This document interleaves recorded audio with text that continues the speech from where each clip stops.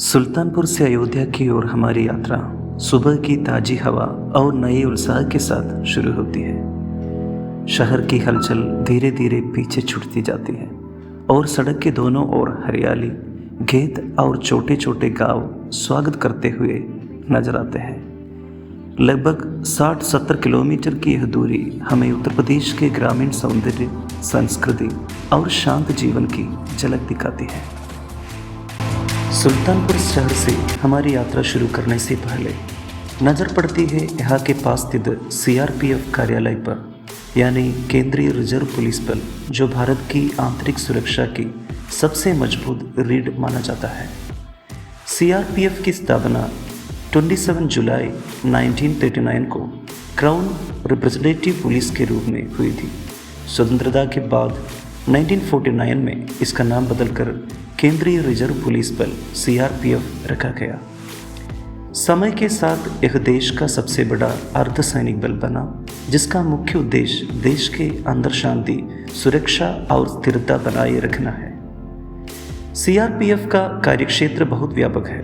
यह बल आतंकवाद विरोधी अभियानों, नक्सल प्रभावित क्षेत्रों में सुरक्षा, चुनावों में कानून व्यवस्था बनाए रखने, वीआईपी सुरक्षा, दंगा नियंत्रण, प्राकृतिक आपदाओं में राहत कार्य और सीमा पर सहयोगी सुरक्षा जैसी महत्वपूर्ण जिम्मेदारियां निभाता है।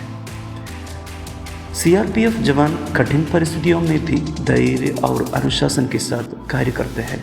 उनकी मुख्य ड्यूटी यही होती है देश में आंतरिक सुरक्षा सुनिश्चित करना, आतंक और उग्रवाद का सामना करना, नक्सलवाद प्रभावित क्षेत्रों में सुरक्षा प्रदान करना, भीड़ और दंगों को नियंत्रित करना, लोकतांत्रिक चुनाव प्रक्रिया को सुरक्षित बनाना, आपदाओं के समय नागरिकों की सहायता और बचाव कार्य करना।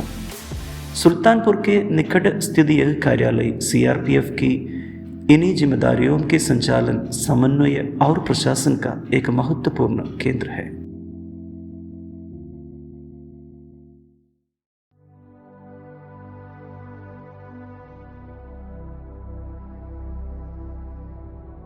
पिछले कुछ वर्षों में उत्तर प्रदेश ने सड़क परिवहन के क्षेत्र में ऐतिहासिक बदलाव रखे हैं। राज्य सरकार और केंद्रीय योजनाओं के संयुक्त प्रयास से यहाँ की सड़कों, एक्सप्रेसवे और हाईवे नेटवर्क में तेजी से विस्तार हुआ है, जिससे यात्रा न केवल सुगम हुई बल्कि समय की भी बड़ी बचत होने लगी है।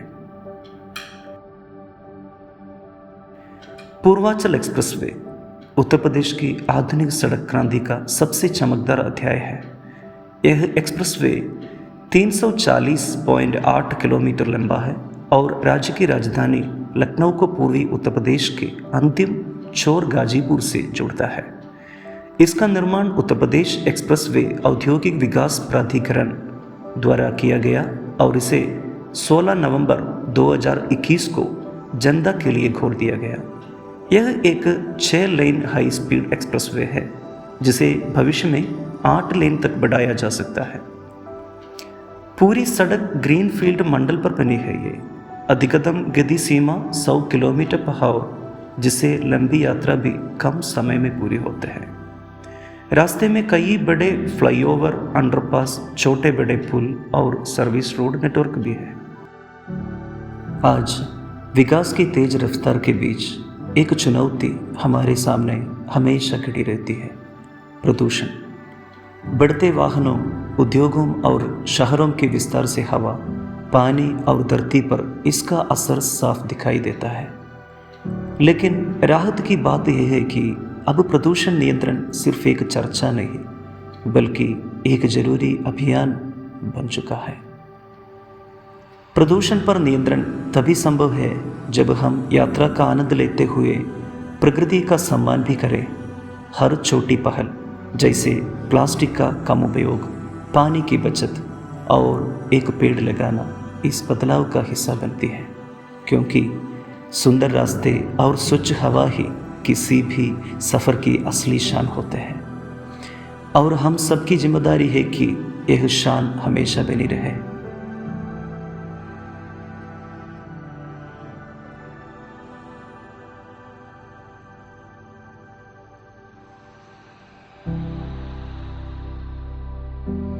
सुल्तानपुर से अयोध्या की ओर बढ़ते हुए सड़कें धीरे धीरे और सुंदर होती जाती है। सरसों के पीले फूल, गन्ने के ऊंचे ऊंचे खेत और बीच बीच में बहती शांत नदियाँ सफ़र को किसी चित्रकला से कम नहीं बनाती।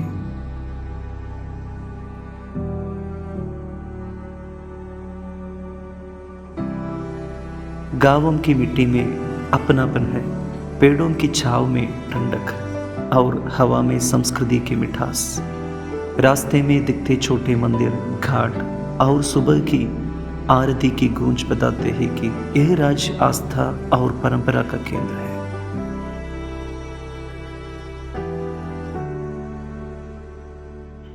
नए बने एक्सप्रेसवे और चौड़ी सड़कें विकास की कहानी करती है। वही सड़क किनारे की चाय की दुकानों और स्थानीय बोली की आवाज़ें उत्तर प्रदेश की असली पहचान से परिचय कराती है।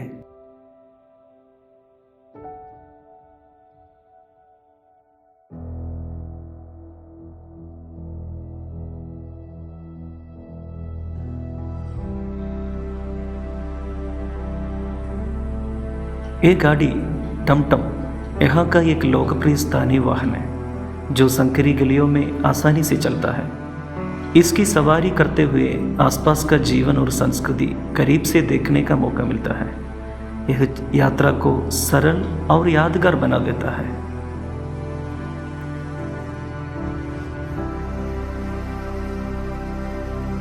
जैसे जैसे अयोध्या करीब आती है, वातावरण में एक अलग ही ऊर्जा महसूस होने लगती है।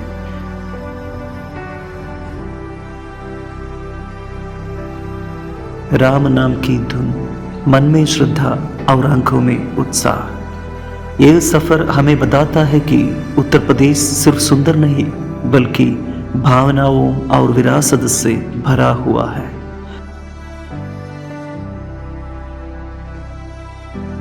अयोध्या पहुंचकर महसूस होता है यह यात्रा हमारे दिल में हमेशा के लिए बस गई है, ठीक वैसे ही जैसे उत्तर प्रदेश की खूबसूरती बस जाती है।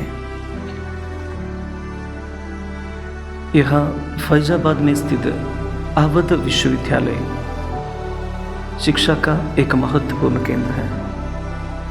डॉक्टर राम मनोहर लोहिया अवध विश्वविद्यालय की स्थापना वर्ष 1975 में हुई थी। इस स्थान से गुजरते हुए शिक्षा और संस्कृति का सुंदर संगम महसूस होता है, जो फैजाबाद की पहचान को और भी खास बनता है। जैसे ही हम अयोध्या रामनगरी की सीमा में प्रवेश करते हैं, वातावरण में एक दिव्य शांति खुल जाती है। सड़कों पर राम नाम की गूंज, हर दिशा में श्रद्धा और आस्था का एहसास। यह केवल एक शहर नहीं बल्कि एक जीवन दास्ता है। अयोध्या में कदम रखते ही मन अपने आप ही प्रभु श्री राम के चरणों में झुक जाता है। अयोध्या में प्रवेश करते ही विकसित और चौड़ी सड़कों का दृश्य मन को आकर्षित करता है। आधुनिक सड़क विकास के साथ सड़क किनारे की सुंदर सजावट, भव्य लाइटिंग, रामायण से जुड़े चित्र, स्वच्छ फुटपाथ और हरियाली शहर को एक दिव्य स्वरूप देती है।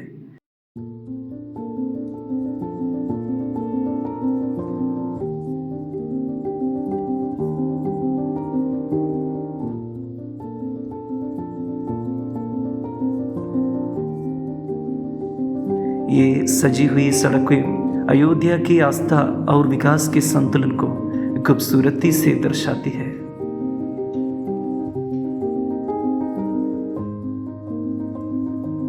राम मंदिर के आसपास का क्षेत्र तेजी से आधुनिक रूप ले रहा है। चौड़ी 6 लेन सड़कें, सुव्यवस्थित ट्रैफिक और बेहतर कनेक्टिविटी यात्रियों की सुविधा बढ़ा रही है।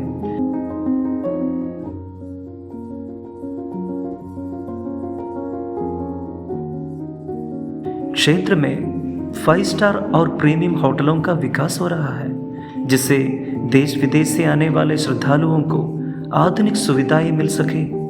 स्वच्छता, सौंदर्यीकरण और इंफ्रास्ट्रक्चर विकास ने इस पूरे इलाके को भव्य और व्यवस्थित बना दिया है। यह विकास आस्था और आधुनिकता का सुंदर संगम प्रस्तुत करता है।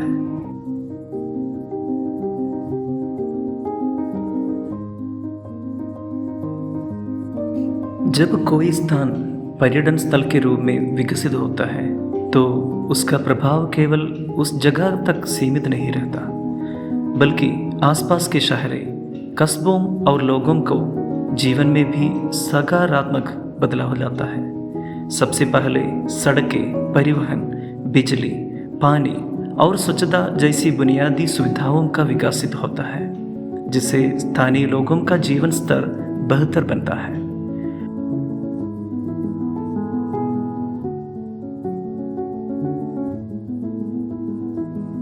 पर्यटन से रोजगार के नए अवसर पैदा होते हैं। होटल, रेस्टोरेंट, गाइड, वाहन चालक, दुकानदार और हस्तशिल्प से जुड़े लोगों को आय के साधन मिलते हैं। इससे युवाओं को अपने ही क्षेत्र में काम करने का अवसर मिलता है और पलायन कम होता है। स्थानीय संस्कृति, कला और परंपराओं को भी पहचान मिलती है। जब पर्यटक किसी स्थान की संस्कृति में रुचि लेते हैं तो स्थानीय लोग अपनी विरासत को सहेजने और गर्व के साथ प्रस्तुत करने लगते हैं। इससे सांस्कृतिक संरक्षण को बढ़ावा मिलता है।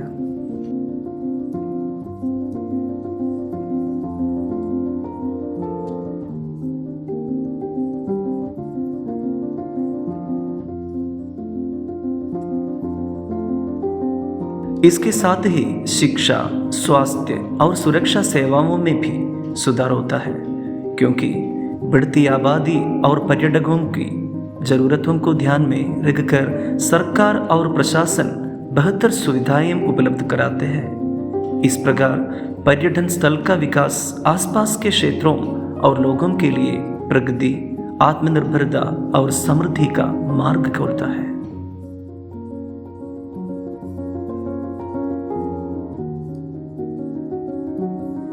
राम मंदिर क्षेत्र के आसपास बन रहे होटल अपनी अनोखी वास्तुकला से ध्यान आकर्षित करते हैं। ये भवन राम पैलेस की शैली से प्रेरित है, जहां पारंपरिक डिजाइन और आधुनिक सुविधाओं का सुंदर मेल दिखाई देता है। हर तरफ चल रहे विकास कार्य इस क्षेत्र को एक भव्य धार्मिक पर्यटन केंद्र के रूप में आगे बढ़ा रहे हैं। यह प्रगति अयोध्या की सांस्कृतिक पहचान को बनाए रखते हुए आधुनिकता की ओर बढ़ने का प्रमाण।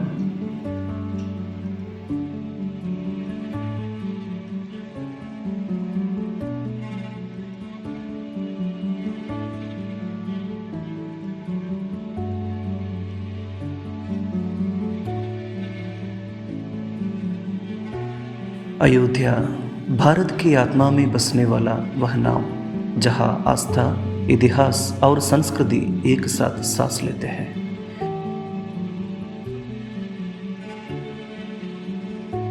इसी पावन नगरी में स्थित है श्री राम जन्मभूमि मंदिर, जिसे पूरी दुनिया आज राम मंदिर अयोध्या के नाम से जानती है।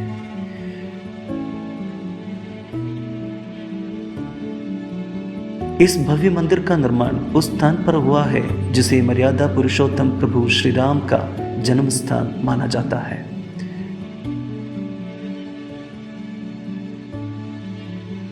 मंदिर निर्माण का कार्य 5 अगस्त 2020 को प्रधानमंत्री द्वारा भूमि पूजन के साथ औपचारिक रूप से शुरू हुआ।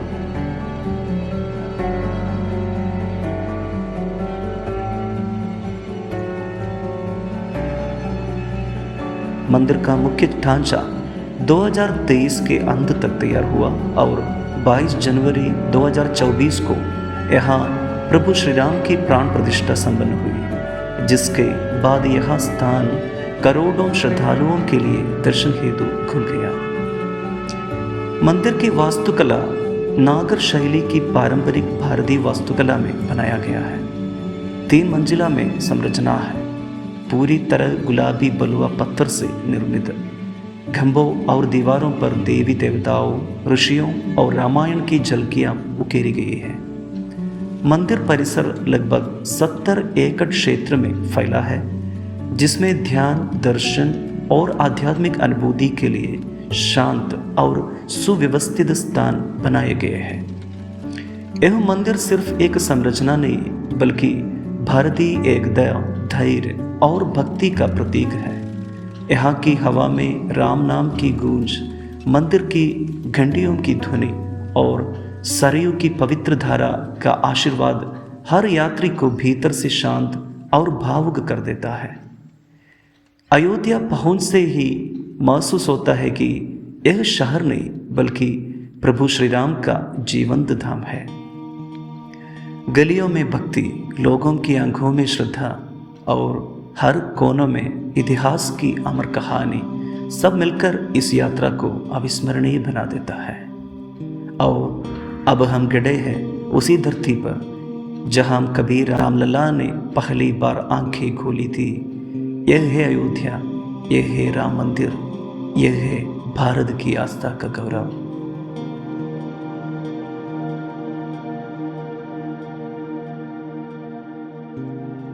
न्यू ईयर के अवसर पर अयोध्या में श्रद्धालुओं की भारी भीड़ देखने को मिली। सुरक्षा और सुव्यवस्था बनाए रखने के लिए कई मार्गों पर ट्रैफिक प्रतिबंध लागू किए गए थे। वाहनों की सीमित आवाजाही और पैदल मार्गों पर बढ़ता जनसैलाब यह दर्शाता है कि अयोध्या आस्था का प्रमुख केंद्र बन चुकी है। प्रशासन की व्यवस्था और श्रद्धालुओं का धैर्य इस भीड़ के बीच भी अनुशासन और श्रद्धा का सुंदर दृश्य प्रस्तुत करता है।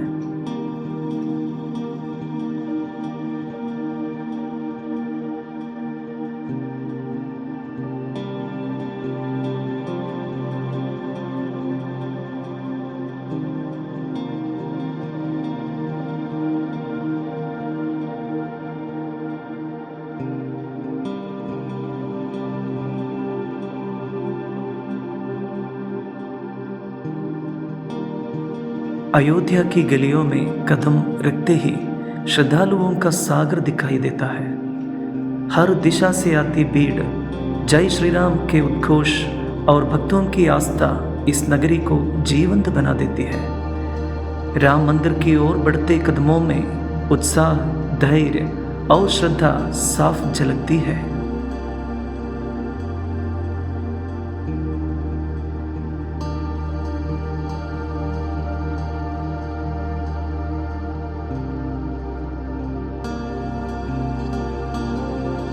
यह भीड़ केवल संख्या नहीं बल्कि विश्वास और भक्ति का अद्भुत संगम है जो अयोध्या को सचमुच राम नगरी बना देता है। अयोध्या पहुंचते ही वातावरण में भक्ति और श्रद्धा की अद्भुत अनुभूति होती है। श्री राम जन्मभूमि मंदिर परिसर में श्रद्धालुओं की सुविधा का विशेष ध्यान रखा गया है। मंदिर दर्शन के लिए सुव्यवस्थित कतार प्रणाली बनाई गई है जिससे भक्त अनुशासन के साथ शांतिपूर्वक आगे बढ़ते हैं। लंबी कतारों के मार्ग में छायादार शेड लगाए गए हैं जो श्रद्धालुओं को तेज धूप और वर्षा से सुरक्षा प्रदान करते हैं। इससे बुजुर्गों, महिलाओं और बच्चों को विशेष सुविधा मिलती है।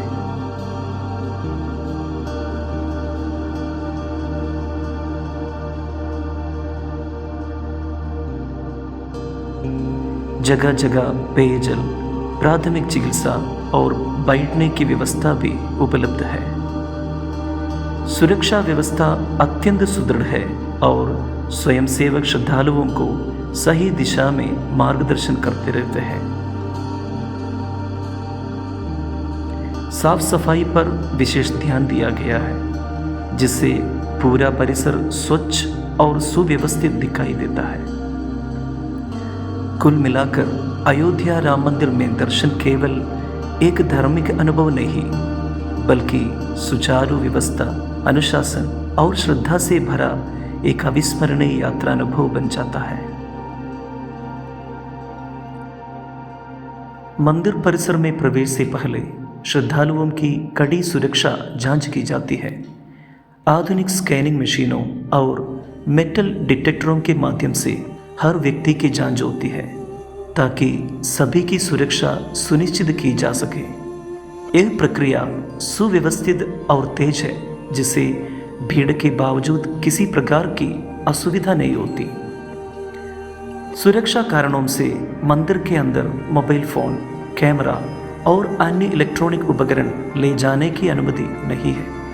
इसलिए श्रद्धालु मंदिर के भीतर किसी भी प्रकार की फ़ोटो या वीडियो नहीं बना सकते। बाहर सुरक्षित काउंटरों पर मोबाइल जमा करने की सुविधा उपलब्ध है। यह नियम इसलिए बनाए गए हैं ताकि मंदिर की पवित्रता बनी रहे और सभी भक्त बिना किसी व्यवधान के शांतिपूर्वक प्रभु श्री राम के दर्शन कर सकें। अनुशासन और सुरक्षा के इन प्रबंधों से दर्शन अनुभव और भी दिव्य एवं स्मरणीय बन जाता है।